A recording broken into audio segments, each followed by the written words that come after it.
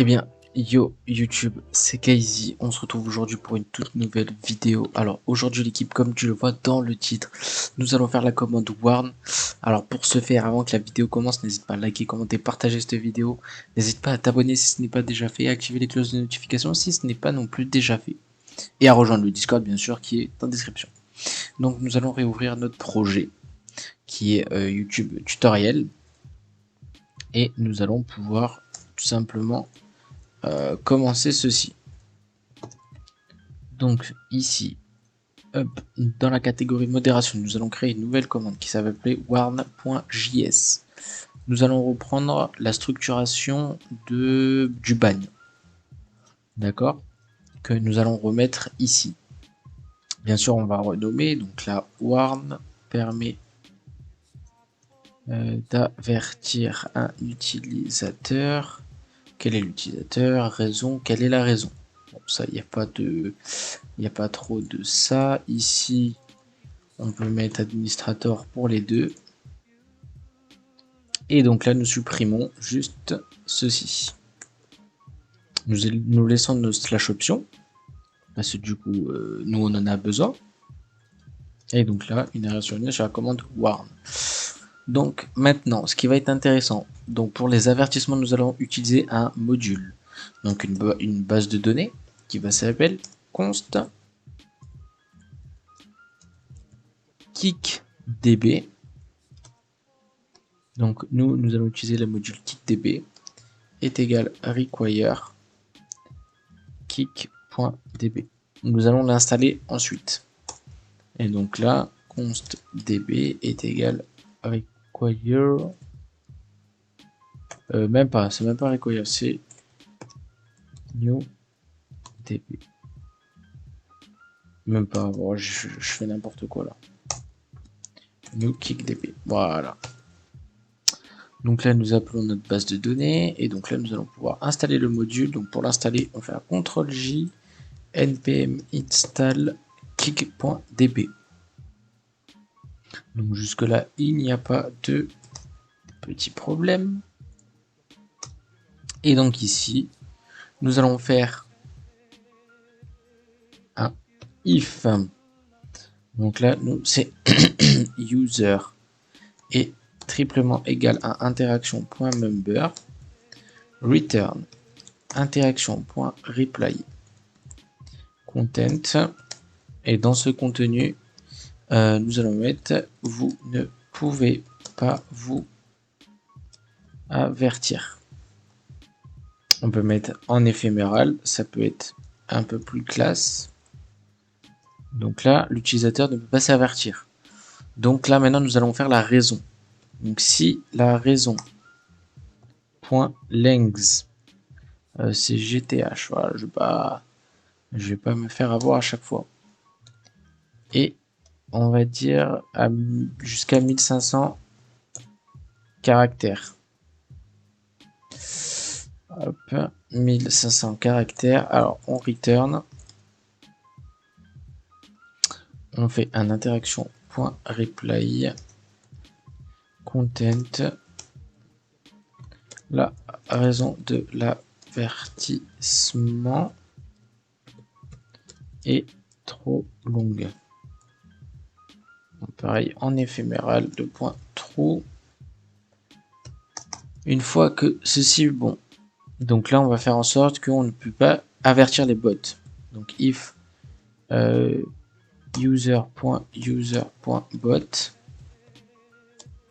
return interaction.reply content. Vous ne pouvez pas avertir les bots. Point avec un éphéméral pour que ça soit un peu plus classe. Une fois que c'est bon, nous allons pouvoir nous faire le code de la base de données. Donc pour ce faire, on va faire un const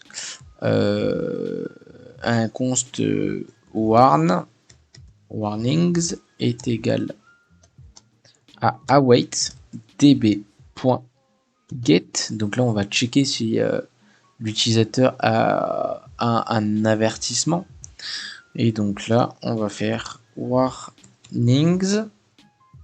On va faire ça clean quand même. Donc on récupère l'identifiant de la guilde et l'identifiant de l'utilisateur qui est interaction.user.id. Et non, même pas. Parce que là, moi, ce que je fais, c'est que je récupère l'auteur qui fait la commande. Or, moi, je vais récupérer le user. Donc, ça serait plus user.id. Si je suis mes trucs. Et donc là, ouais, si c'est ça.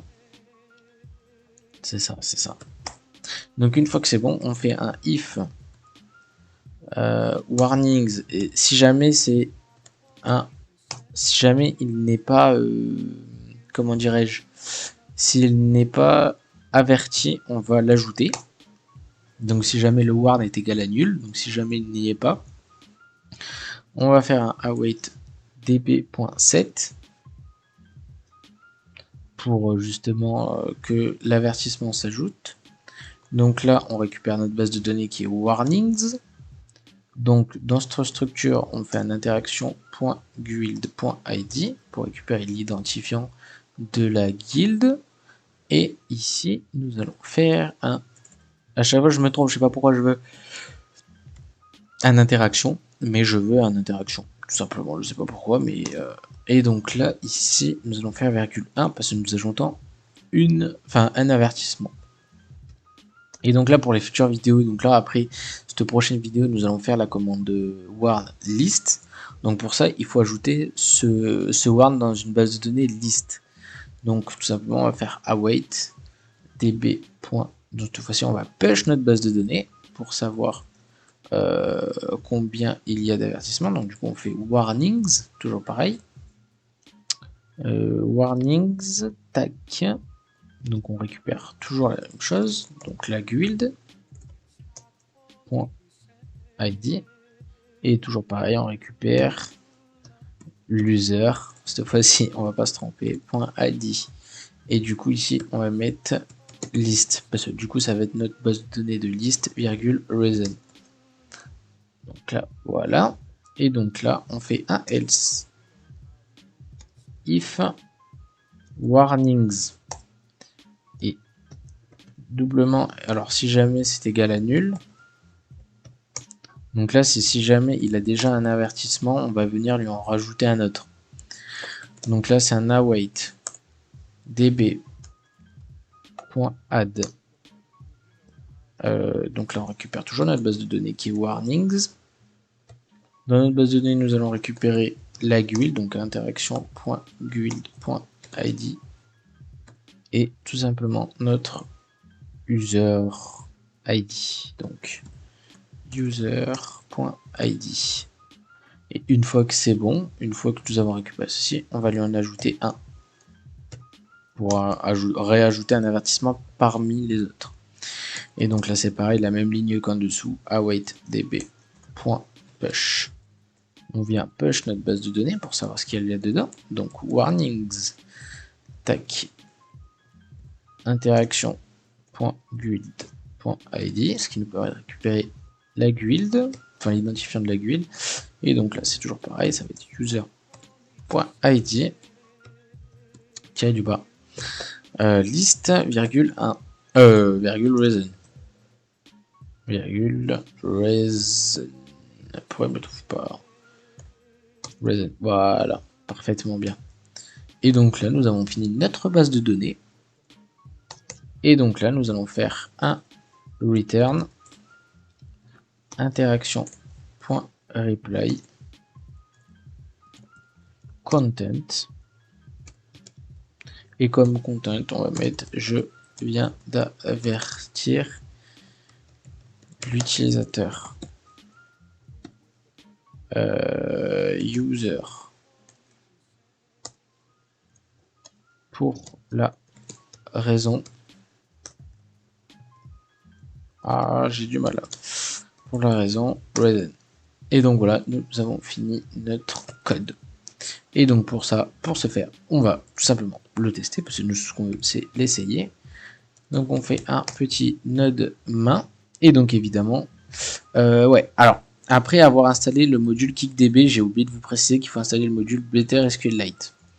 Donc on fait un CLS pour clear et npm install Better SQLite 3.